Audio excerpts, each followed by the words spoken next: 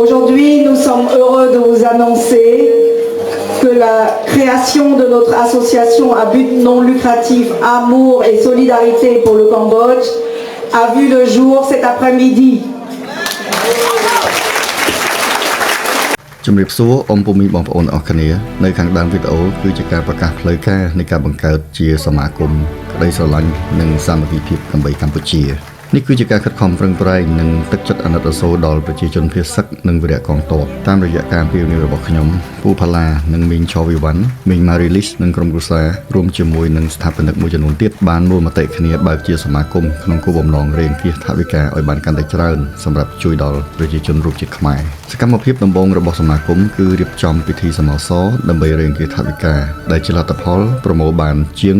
$15,000អាមេរិកដោយមុនមកអង្គយូរយើងខ្ញុំបានចាត់ចែងជាលុយសុទ្ធជូនដល់វីរៈកងទ័ពជាង200នាក់ដែលកំពុងសម្រាប់ព្យាបាលនៅមន្ទីរពេទ្យមួយនាក់បាន$20,000រៀលថវិកាមួយផ្នែកទៀតយើងបានរៀបចំជាទឹកដោះគោម្សៅសម្រាប់ទារកអាយុក្រោម6ខែចំនួន600នាក់ម្នាក់មួយកំប៉ុងក្នុងនោះដែរយើងបានចូលរួមជាមួយក្រុមរថយន្តគ្រួសារកម្ពុជាជូនអង្គកញ្ចប់ស្បៀងកាហ្វេ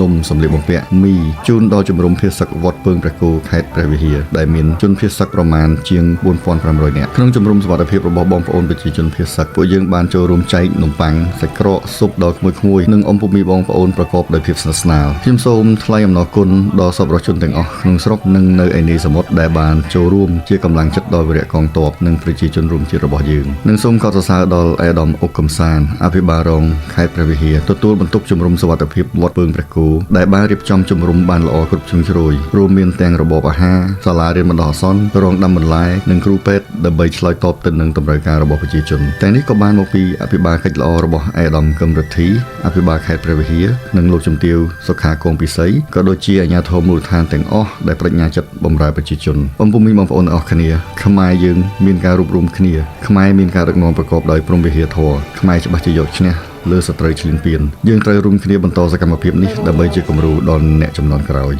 ដើម្បីកម្ពុជា